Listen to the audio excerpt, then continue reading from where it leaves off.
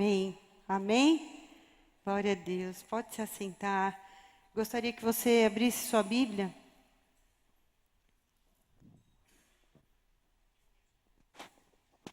No livro de Lucas, no capítulo 7. Lucas 7. Nós vamos ler a partir do versículo 11. O tema dessa mensagem, creio eu que ninguém fica de fora. Quando tudo está perdido. Quem nunca passou por um momento assim, né? Em que você olhou para a sua vida, talvez alguma área específica, a saúde, relacionamento, os negócios, financeiramente, não sei. Mas aí você olha e fala assim, agora não tem mais jeito. Deu ruim. Quantos de nós já passamos por momentos assim, de medo, de susto, em que as coisas parecem perdidas, sem solução, sem saída?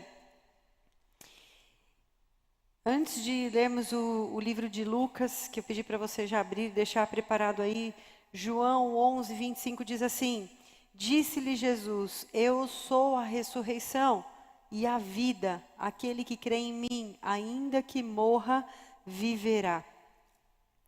E mesmo quando estamos passando por dificuldades e momentos de tribulação, o Senhor está olhando para nós, olhando para cada um de nós. Hoje pela manhã, eu até citei um livro que é do Luciano Subirá, Transformando Tristeza em Alegria.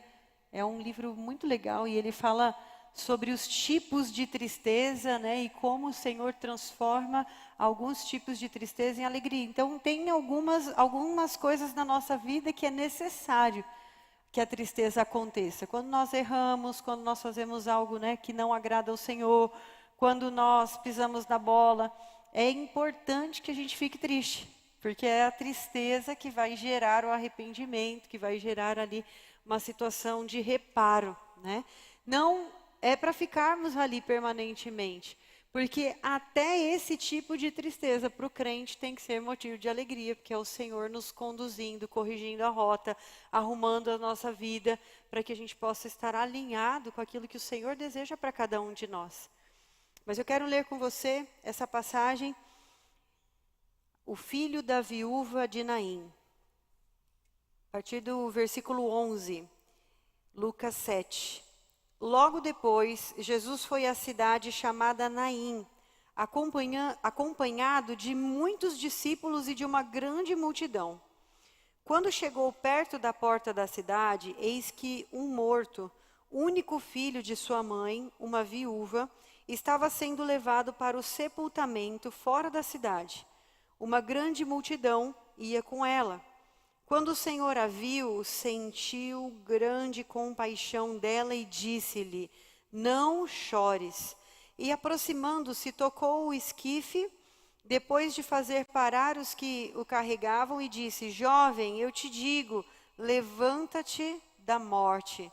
Então, o que estava morto sentou-se e começou a falar, e Jesus entregou-o à sua mãe. Todos foram tomados de temor, com um medo reverente, e glorificavam, reconheciam, louvavam e dançavam, e davam graças a Deus, dizendo, um grande profeta levantou-se entre nós, e Deus visitou o seu povo, a fim de ajudá-lo, cuidar dele e supri-lo. E a fama dele correu por toda a Judéia e circunvizinhança. Queridos, essa passagem, ela tem várias camadas, sabe? E eu quero falar sobre isso com vocês um pouquinho. Então, você imagina a cena, né? Uma mulher viúva. A palavra fala que ela era viúva e que esse que ela estava enterrando era o único filho. Naquela época, não era como hoje, que quando perdemos, né, marido, filhos, ou perdemos alguém, você tem uma aposentadoria, você tem o INSS, tem alguém que... Não, naquela época, perdeu o marido, a chance dela ter, né, inclusive as suas próprias, o seu alimento, o seu sustento, era no filho, a chance dela era no filho. O filho não era apenas o filho, mas era toda a garantia da subsistência dela, dos mantimentos, da comida que ela iria comer, de tudo. Era o futuro dela. E aí, quando ela perde esse filho, ela perde, eu acredito que a perda de um filho deve ser uma das dores, se não a pior dor que alguém pode passar pela vida. Eu nunca tive a experiência de perder um filho, mas meus filhos são arteiros, então de vez em quando eles dão umas brincadinhas, assim, umas brincadeiras meio, sabe? E todas as vezes que eles correram risco, o coração vem parar aqui, né? Fala, meu Deus do céu, se acontece alguma coisa com essa criança, né? Eles aprontam tantas coisas que o Short esses dias falou assim, você está ficando muito neurótico. Eu falei, mas também eles me dão um motivo. Olha as brincadeiras desses meninos, né? Olha os riscos, olha as coisas. Um já tomou Super Bonder. Meu Deus! Já ouviu falar de alguém que tomou Super Bonder? Não foi pouco, não. Não foi aquele vidrinho, não. Foi aquele Super Bonder de fábrica, grandão, assim. Virou o Super Bonder. E eu com toda a medicina, né, de Grey's Anatomy, tentando salvar meu filho. Então, o que eu passei foi perto, assim, de situações de risco. Mas a dor da perda de um filho, eu acho que apenas quem passa mesmo para saber o quão doloroso é. E essa mulher estava com essa dor profunda, cabisbaixa, a morte do marido, a morte agora desse seu único filho, e ela está ali com a multidão em volta dela. A palavra fala que ela tinha também uma multidão acompanhando ali o cortejo fúnebre, né? Hoje nós vamos nos carros, mas eu passei por várias cidades, né, de vários estados diferentes e os costumes são diferentes. Algumas cidades que eu morei, o cortejo fúnebre, as pessoas iam a pé, né, conforme vai passando, as pessoas vão se entristecendo junto ali, né? Alguns vão se juntando, curioso, outro cutuca, pergunta o que aconteceu, chora junto. Tem sempre um bebum também, né, no velório. Você não sabe nem o que está fazendo ali, quem que morreu, não sei. Está chorando junto, mas não sabe nem quem que morreu. E assim é a sua vida, a minha vida também. Tem sempre uma multidão assim, né? Com alguém observando, com alguém curiando, com alguém invejando, com alguém, que mais? Indiferente, não sabe nem por que está ali, né? Não, estou aqui porque eu estou aqui. Está passando, está de bobeira, estou aqui. Né? Mas tem aquele que chora junto também, tem aquele amigo, tem aquele que, né, carrega ali com você o peso da vida, né, que divide os pesos da vida com você. E essa mulher estava nesse cortejo, no ápice da sua dor, não apenas de perda afetiva ali do seu filho, mas também de toda a expectativa de futuro que ela tinha. Ela passaria agora a depender de favor, de generosidade, de filantropia, do social, para poder sobreviver. Então, essa mulher cabeça baixa, de repente, vem, né, entrando pela cidade, esse cortejo fúnebre estava saindo, e entrando na cidade estava Jesus, e a palavra fala, acompanhado de muitos discípulos e de uma grande multidão. Então, aqui se a gente já diferencia discípulo de multidão, né? E aí já fica a pergunta para você aí. Se você fosse classificado nos dias de hoje, você seria discípulo ou multidão? Está atrás de Jesus, amém, glória a Deus, né? Mas você escolhe quem você quer ser, né? Porque ali com Jesus tinha o que o trairia, o que o negaria, também tinha o observador, também tinha o indiferente, também tinha o curioso, né? Tinha aquele que só foi ali para ver o que estava acontecendo, né? E assim somos nós. Às vezes eu me deparo com coisas assim, a gente terminou o culto, está ali fora, você viu o que o pastor acabou de pregar e que não sei o quê? A pessoa fala, não prestei atenção, mas está aqui dentro. Às vezes a multidão é esse tipo de gente que está junto, mas vai passando, né? Vai no... Ok. Só quero fazer uma observação sobre multidão, discípulos, quem é que está à nossa volta, né? E no meio de tudo isso, uma mulher enlutada no seu ápice de dor. E aí, a palavra de Deus não fala que ela grita, como a gente percebe em algumas passagens. Se você for ler os evangelhos, você vai ver ali as histórias, como que as pessoas abordavam Jesus, né? A mulher que toca nas suas vestes, que tenta, né? As pessoas se espremendo para tocar. A palavra não fala que houve nenhuma atitude dessa mulher em relação a Jesus. Mas que Jesus, quando o Senhor a viu, ele sentiu compaixão dela. O que é compaixão? É você sentir a dor que o outro está sentindo. Então Jesus olha para essa mulher e ele tem dentro de si a dor que ela estava sentindo. E aí ele olha para ela e fala, não chores.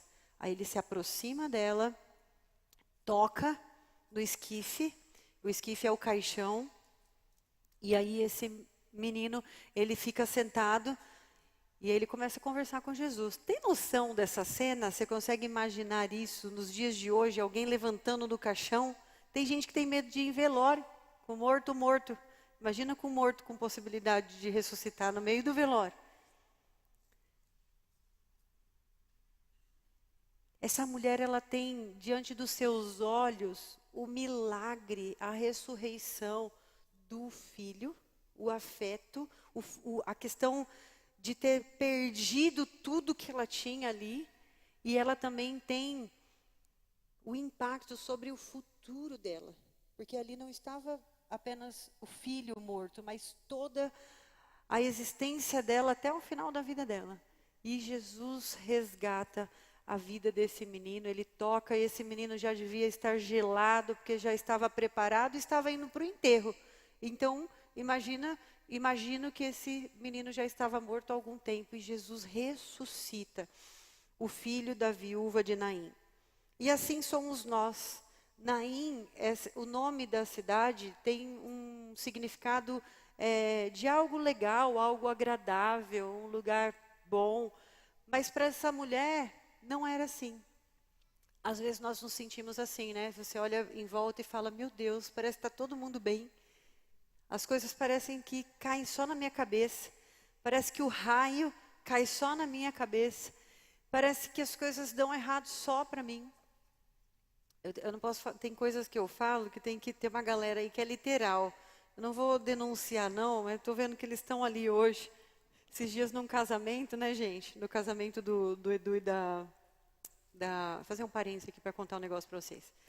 Para casamento da Júlia e do Edu, aí o Charlton fez a cerimônia e teve um momento que eu fui orar, e aí eu falei, você agora se coloque de pé, abra sua caixinha profética, modo de dizer, né, gente, assim, ó, na sua cabeça, assim, né, para declarar profeticamente sobre os noivos e tal. Aí eu só vejo uma galera, assim, ó, na cadeira, procurando, cadê a caixinha profética do casamento? A gente perdeu a caixinha profética do casamento. Eu vou contar para vocês, não. Um deles é pastor. É a galera literal da igreja. Quando eu falo caiu o raio na cabeça, não é o raio caindo na cabeça, viu, gente? São problemas da vida, né? Os relacionamentos que não duram, né?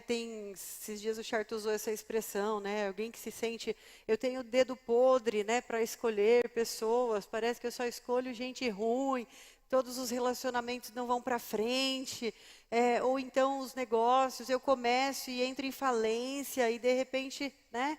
Enfim, as áreas da vida, alguma área, possivelmente você já passou uma situação parecida, de morte, de olhar e falar assim, meu Deus, isso aqui tem mais jeito, está tudo perdido.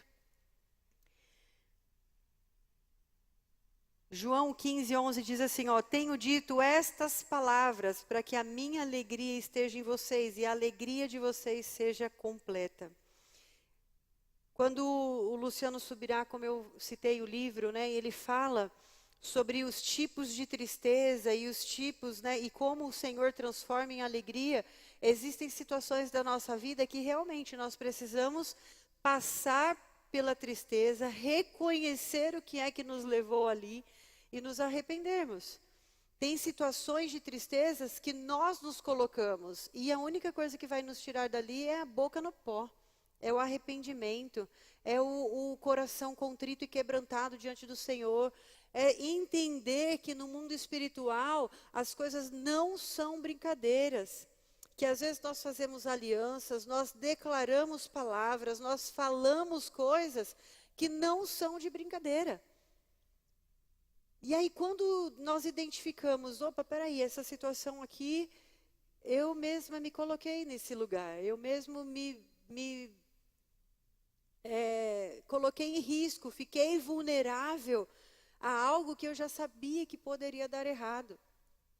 Então esse tipo de tristeza é um tipo de tristeza que nos leva à reparação, arrependimento e reparação daquilo que fizemos de errado. Nós podemos observar que algumas pessoas, algumas histórias na Bíblia, quando a pessoa cometia algum erro e era confrontada por profetas, exemplo, Davi, ele é confrontado pelo profeta e aí a atitude dele é assim, ó, eu posso perder reino, eu posso perder, mas eu não posso perder a presença de Deus. Existe uma diferença quando somos confrontados e ainda queremos às vezes manter uma certa... uma pose, né? Então, se eu não me engano, foi Samuel que, não me lembro agora, que foi confrontado e falou, mas e aí, como é que eu vou ficar diante das pessoas? Como é que a minha fama vai ficar? Então, sabe quando você se preocupa mais com o que os outros vão pensar do que o que Deus está pensando a seu respeito? É nesse momento que nós entramos numa linha muito fina, de, sabe, coração que na verdade ainda nem se converteu.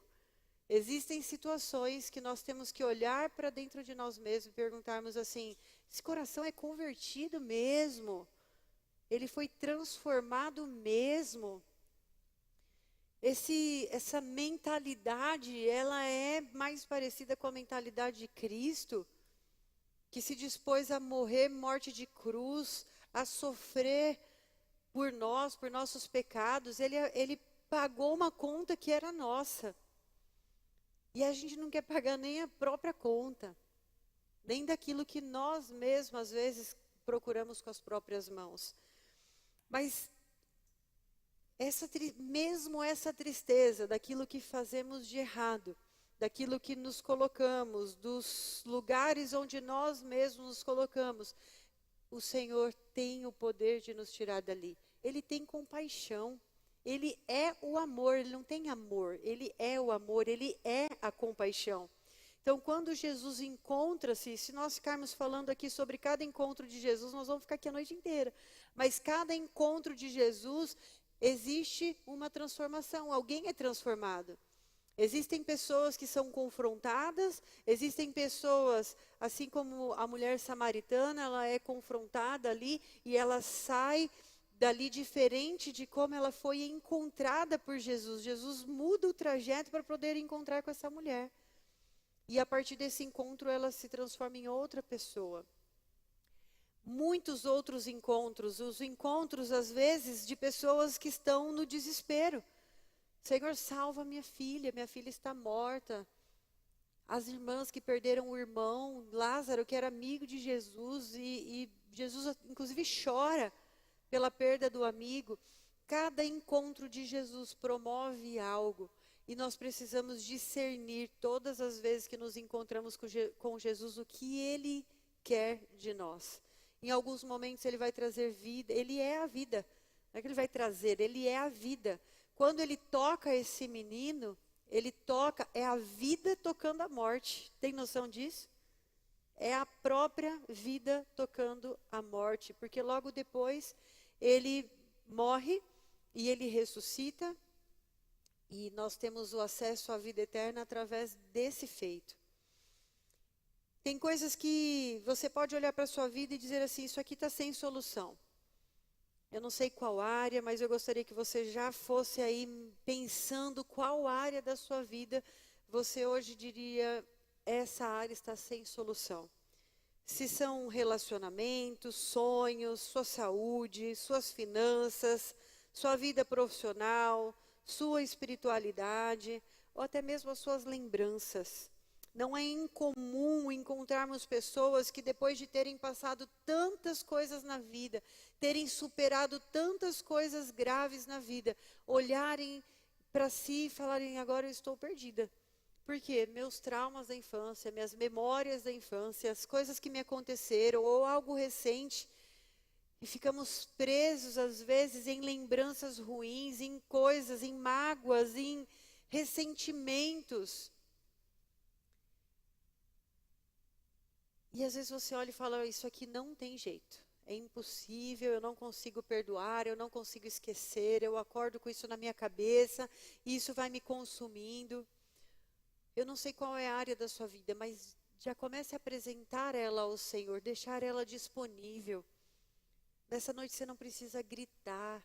Eu creio que é quando nós nos lembramos, eu já escutei isso uma vez e faz muito sentido. Quando você conta um testemunho, é como se aquela atmosfera, você chamasse a existência aquela atmosfera daquele acontecimento, e é como se o Senhor tivesse fazendo aquilo de novo. E eu tenho orado desde ontem, pedindo: Senhor, mesmo aquilo que as pessoas nem identificaram que está morto. É lógico que o filho não tem como. Mas eu tenho certeza que tem pessoas aqui com coisas, áreas mortas, que você nem sabe que estão mortas. E o Senhor já está olhando. Ele já está vendo. É só você continuar indo ao encontro dele. Eu não sei para onde você está indo. Mas se ele estiver vindo na sua direção, a chance dele olhar para aquilo que está morto e tornar vivo é altíssima. Então, só fique à disposição, só fique, sabe, na vista dele. Quando nós temos esse tipo de situação, nós temos um risco de termos efeitos de frustração e profunda amargura. Nós vamos ficando amargurados quando estamos com problemas graves. Parece que tudo perde a cor.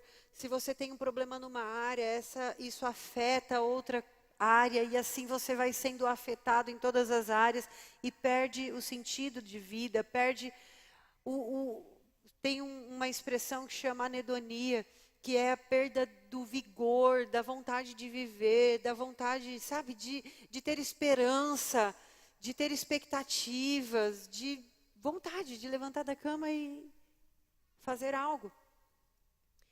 Salmo 31:10 diz assim: minha vida é consumida pela angústia e os meus anos pelo gemido. Falta-me a força devido à minha aflição e os meus ossos se enfraquecem. Provérbios 14:10 diz: cada coração conhece a sua própria amargura e não há quem possa partilhar sua alegria. Quando nós estamos sob efeito de frustrações, de amargura, nós passamos a ficar desconfiados de todo mundo. Nós nos isolamos, sentimos raiva, ficamos frágeis, decepcionados e até culpados. Culpa é diferente de assumir responsabilidades. Tem coisas que nós precisamos assumir as rédeas mesmo e dizer: olha, isso aqui, eu sou responsável por isso. Até por frustrações, nós somos responsáveis também por, às vezes, abrirmos demais, ou às vezes por criarmos expectativas demais. E às vezes não é nem por nada. Você é responsável com o que você faz, com o que o outro te faz também. Nós temos essa responsabilidade. E aí, existem situações que nós estamos atravessando, que aí começa a vir também esse sentimento de culpa, que não é da responsabilidade, mas é uma culpa mais associada à acusação. Isso é maligno. É o próprio Satanás soprando no nosso ouvido, assim: ó, não tem jeito para você. Isso que você fez é imperdoável.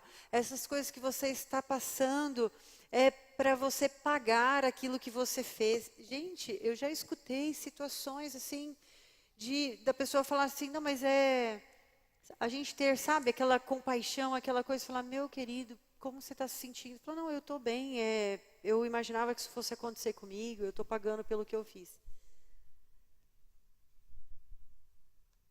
Nós precisamos ter discernimento, porque quando o Espírito Santo nos chama, ele chama a atenção, ele traz um arrependimento. Nós temos sim uma necessidade de nos prostrarmos mesmo, nos arrependermos, boca no pó, mas o espírito de acusação não tem poder de ficar soprando, porque senão nós invalidamos o poder da cruz. É como se fosse em vão o que Jesus fez por nós. E nós não podemos invalidar o poder que há no perdão derramado na cruz.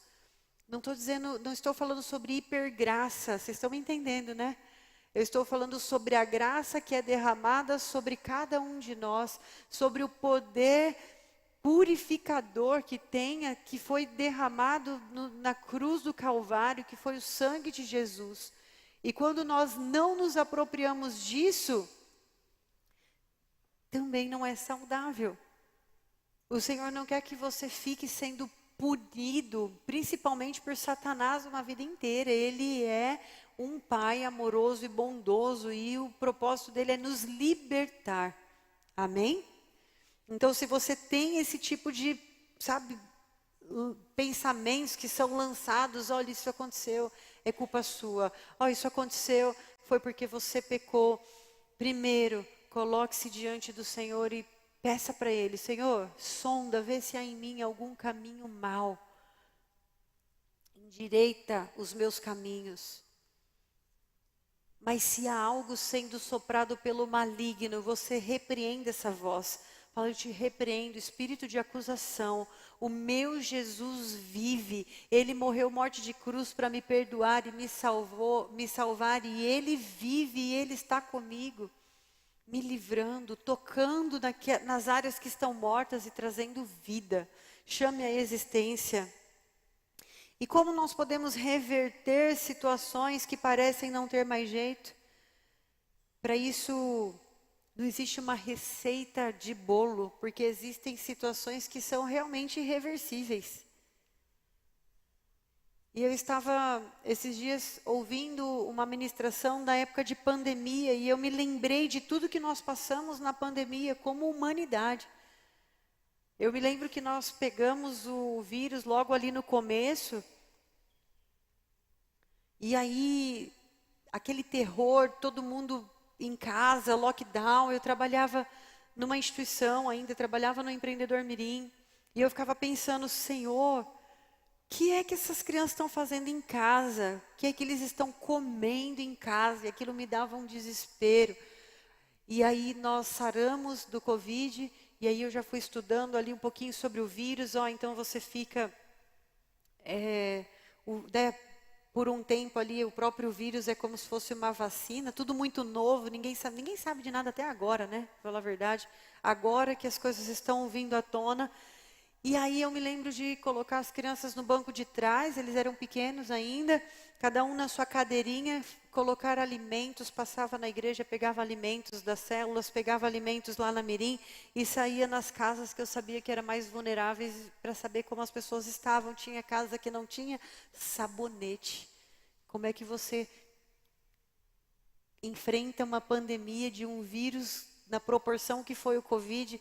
Pessoal falando em álcool e máscara, e casas com 8 crianças sem um sabonete. Pessoas em pânico porque o comércio não voltava e as pessoas, uns ganhando, vendendo lenço, literalmente ganhando muito dinheiro, o outro perdendo muito dinheiro. Pessoas que perderam todas as suas economias, que investiram para salvar alguém que estava no hospital. Enfim, vocês viveram tudo isso, nós vivemos tudo isso. Nós passamos por essa pandemia e as coisas melhoraram? Não, os índices de morte, principalmente em pessoas jovens, têm aumentado cada dia mais.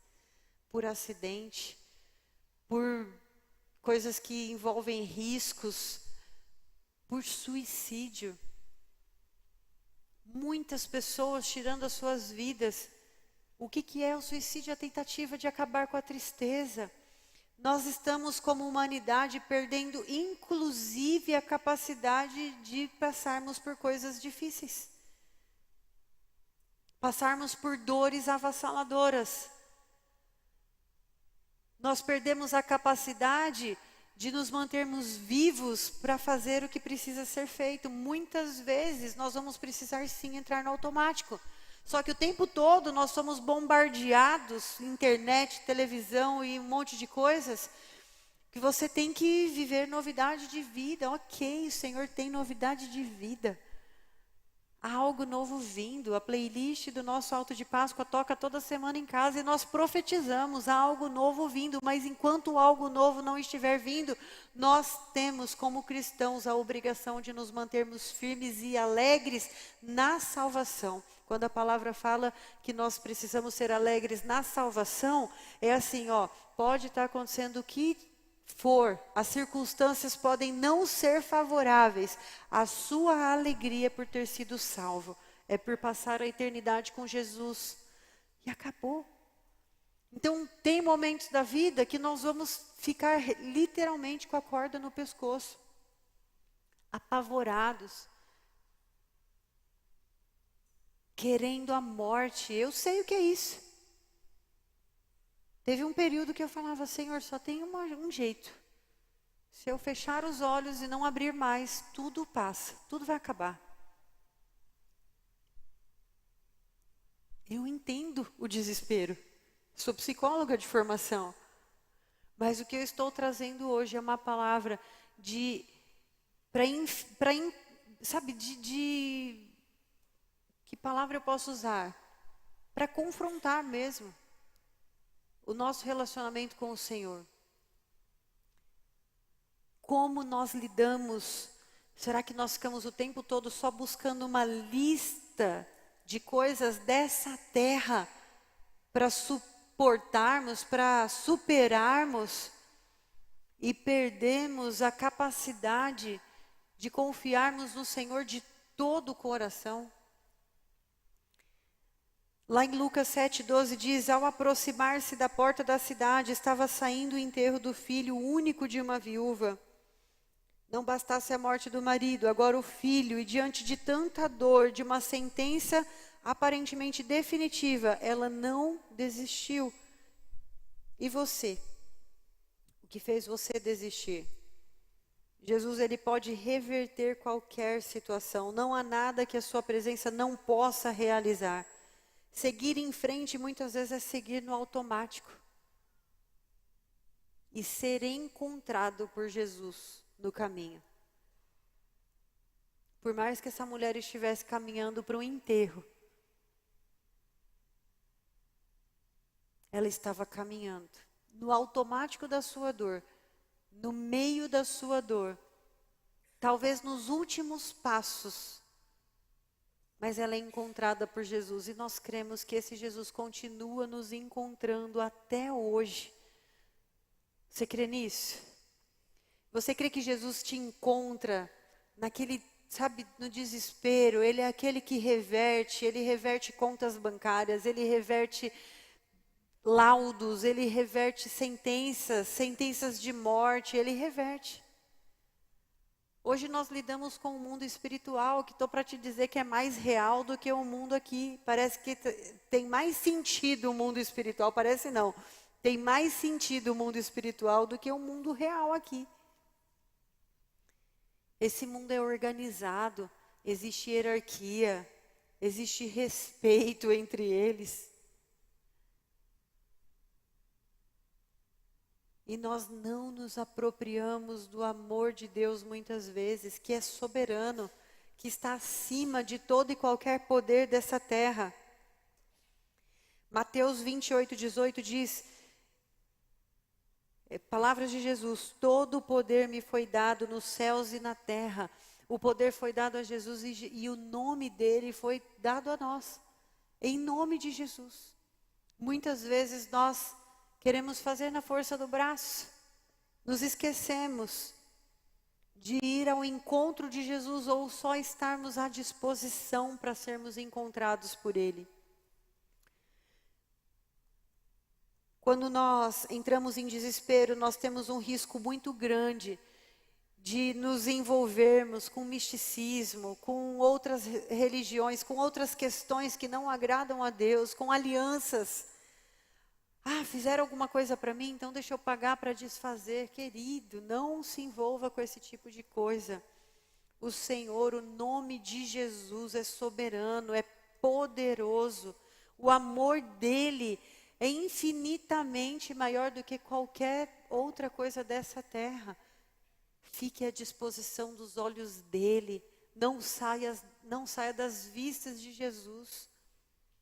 Não se esconda, não se isole. Não entre nos buracos do pecado. Às vezes nos sujeitamos, nos colocamos em situações de pecado. E o pecado é morte. Ele traz morte. Apocalipse 3:20 diz: eis que estou à porta e bato, se alguém ouvir a minha voz e abrir a porta, entrarei e cearei com ele e ele comigo. Ninguém fica do mesmo jeito após um encontro de fé com Jesus. Quando ele passa, as marcas são permanentes. Receba o amor de Deus, assim como essa mulher. Ao vê-la, o Senhor se compadeceu dela e disse: não chore.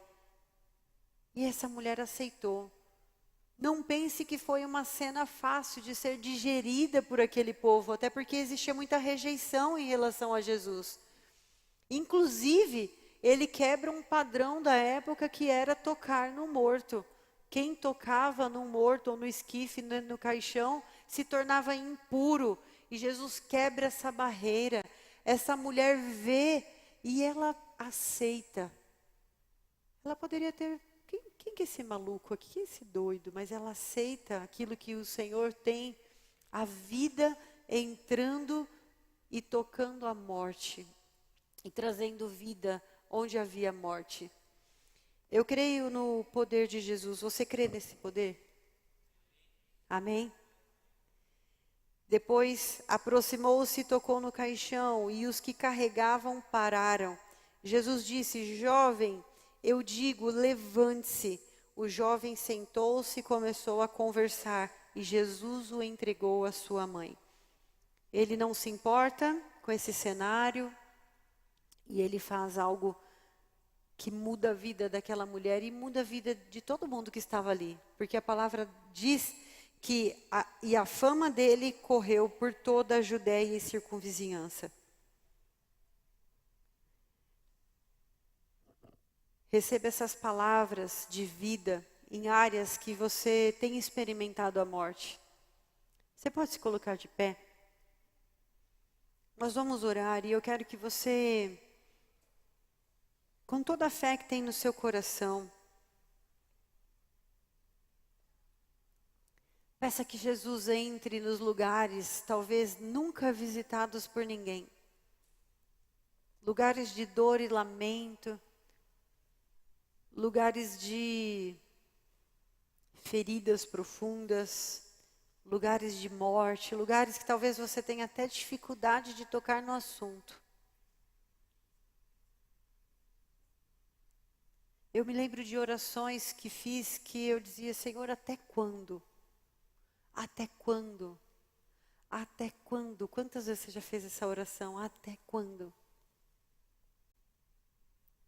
Até quando essa área vai ser uma área morta na minha vida? Até quando eu não vou contar o testemunho disso? Até quando eu vou passar essa vergonha? Até quando eu vou passar essa humilhação? Até quando eu vou passar esse sofrimento? Até quando eu vou sentir essa dor tão profunda? Até quando vou viver um casamento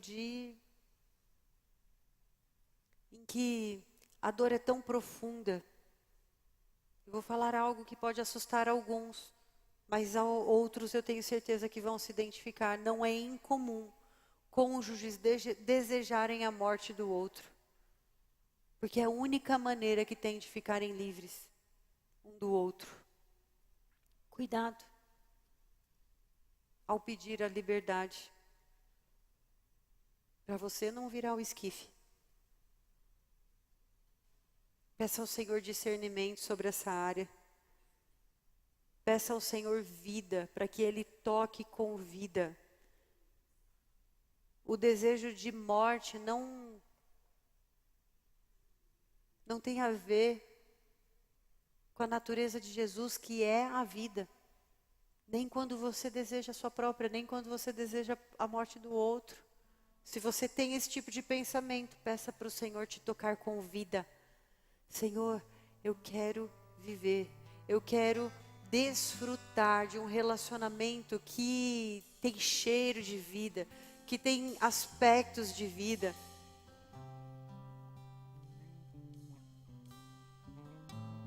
Talvez as suas emoções, você não sabe mais o que fazer, a sua saúde, não sei. Qual é a área que o Senhor precisa tocar com ressurreição? Um milagre. Disse-lhe Jesus, eu sou a ressurreição e a vida. Aquele que crê em mim, ainda que morra, viverá. E quem vive e crê em mim, não morrerá eternamente. Romanos 10, do 9 ao 10 diz assim, se você confessar com a sua boca que Jesus é o Senhor e crer em seu coração que Deus o ressuscitou dentre os mortos, será salvo. Pois com o coração se crê para a justiça e com a boca se confessa para a salvação. As duas atitudes de fé que nós precisamos ter. Confessar que Jesus é o Senhor, crer que Ele ressuscitou.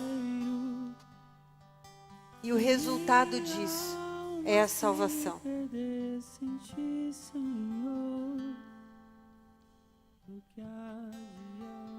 Lucas 7,16 diz que todos ficaram cheios de temor e louvavam a Deus.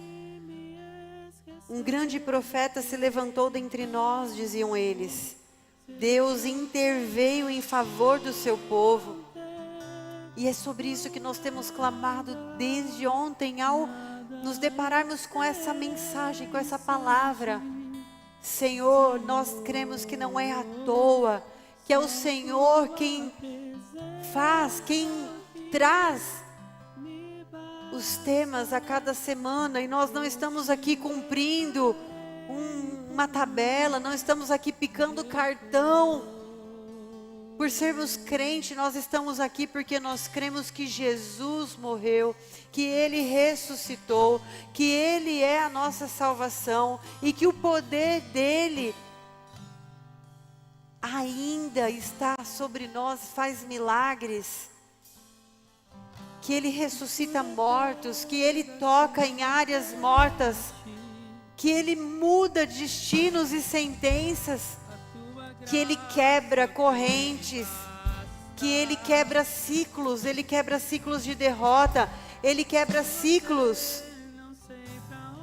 de destruição, Ele quebra padrões hereditários, Ele quebra padrões, inclusive de doenças.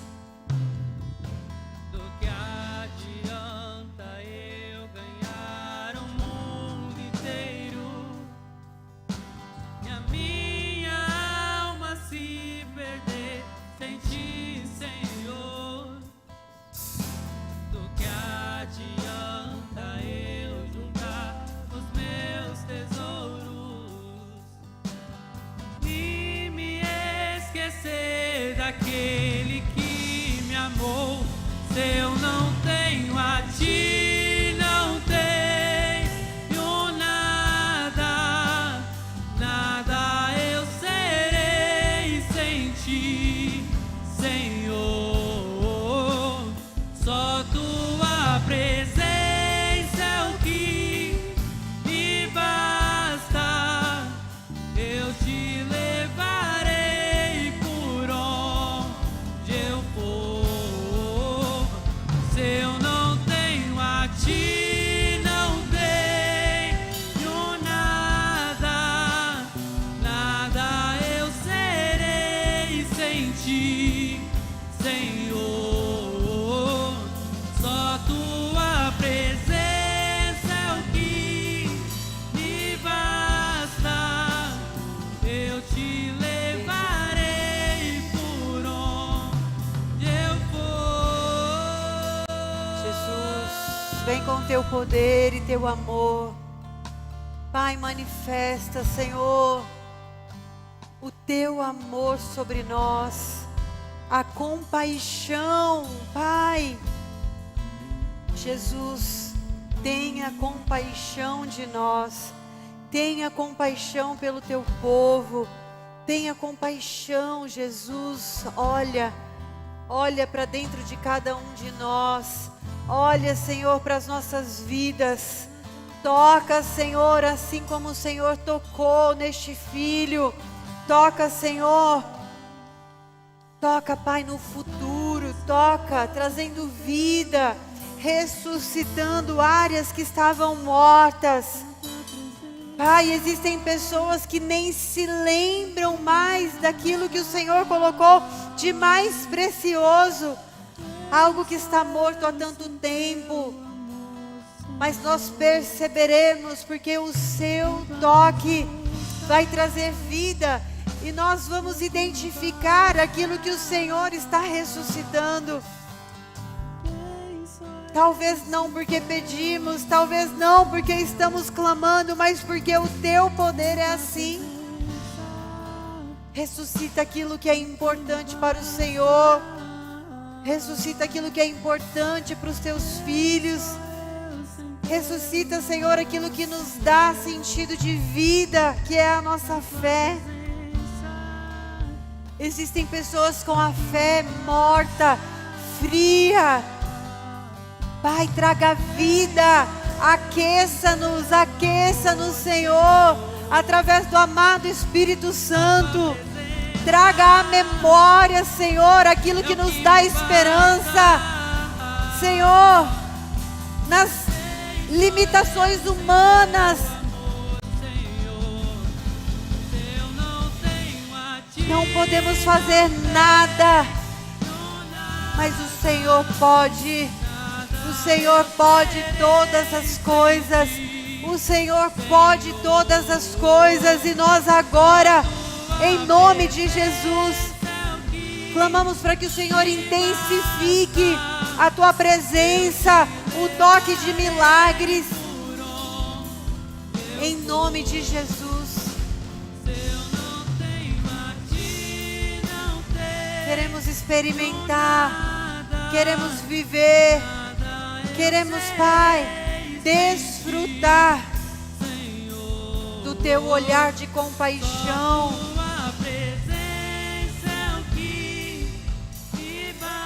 Aleluia. A tua presença é tudo que precisamos, Senhor. A tua presença é tudo que precisamos, Senhor. Não são metodologias dessa terra. Eu creio sim que o Senhor usa de sabedoria humana, sim. O Senhor traz sabedoria, o Senhor traz conhecimento, o Senhor traz inteligência. Mas o que estamos clamando nessa noite especificamente não tem a ver com as coisas que podemos fazer na força do braço.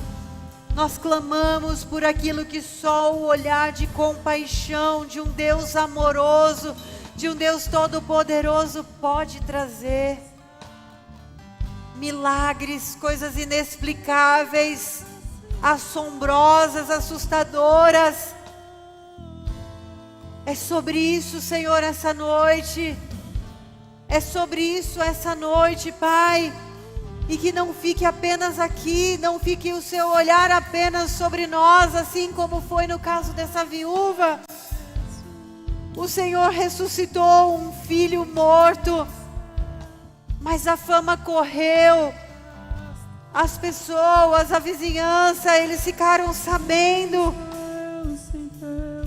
Eu clamo para que essa atmosfera, para que esse poder que está sendo gerado agora, que está sendo tocado em nós agora, através do teu amor, que não fique apenas em nós, nos nossos lares, mas que o Senhor possa nos usar durante toda a semana, onde estivermos, para darmos decretos, falarmos sobre vida, para mudarmos sentenças, mudarmos realidades, mudarmos coisas que estavam já definidas para a morte, para a destruição.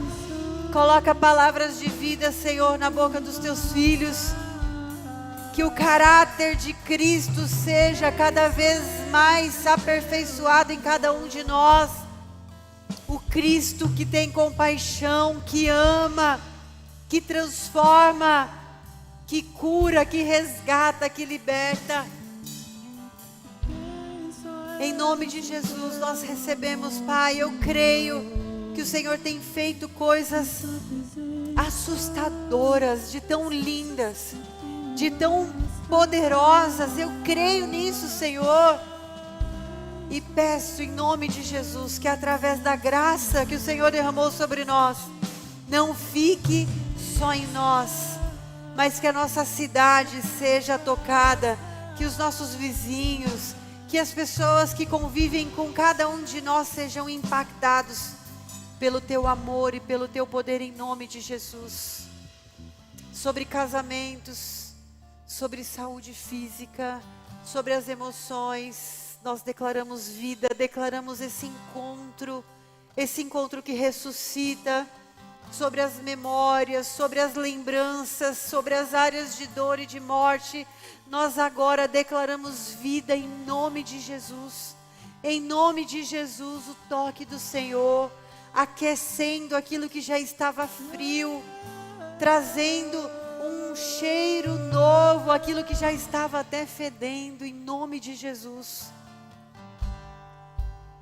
O Senhor tem poder para fazer infinitamente mais do que pedimos ou pensamos, de ressuscitar aquilo que muitas vezes acreditamos que não tem mais jeito. Eu creio que o Senhor está tocando cada um de nós, áreas das nossas vidas que nós nem sabíamos que estava morta. O amor de Deus, eu sinto o amor de Deus nos tocando, o amor de Jesus, olhando, o olhar de Jesus está sobre nós essa noite, durante todo esse dia, de uma forma muito especial. Eu creio nisso. Fixe os seus olhos na presença dEle, o seu coração na presença dEle, em nome de Jesus. Pai, nós te agradecemos por esse tempo em família, como igreja, te agradecemos por essa palavra. Declaramos em nome de Jesus uma semana de encontros com Jesus, de olhares com olho no olho com o Senhor, um derramamento de amor e compaixão do Senhor sobre nós, mesmo das coisas que nem pedimos, em nome de Jesus, Pai. Eu declaro uma semana abençoada para cada um dos meus amados e queridos irmãos. Que o Teu Espírito esteja sobre as nossas vidas, nos trazendo clareza, trazendo revelações, discernimento. Conduza-nos, Senhor, em nome de Jesus. Leva-nos, Senhor, para um nível de intimidade, de relacionamento profundo com o Senhor, em nome de Jesus. Amém, aleluia, amém. Antes de finalizarmos, eu quero fazer um recadinho aqui para você. Primeiro, não se perca, não perca essa palavra. Na quarta-feira, se você não vai numa célula, esteja em célula, levante ali um clamor com a sua célula, para que você experimente, testemunhe sobre isso, sobre esse olhar de compaixão de Jesus sobre a sua vida. Se você não frequenta uma célula, procure uma. E eu quero dar um recadinho, o Gourmet está sobre nova direção, as meninas têm um quarteto fantástico cuidando ali, quarteto ou quinteto, agora eu esqueci quantas mulheres são, mas elas estão cuidando, Eliane, a Martinha, e hoje o cardápio é caldo de abobrinha, caldo de cabotiã e dobradinha, delícia, e hot dog, amém? Então se você não jantou ainda, tem um caldinho ali te esperando, preparado com muito amor, fique à vontade, num tempo aí de comunhão com os irmãos, amém?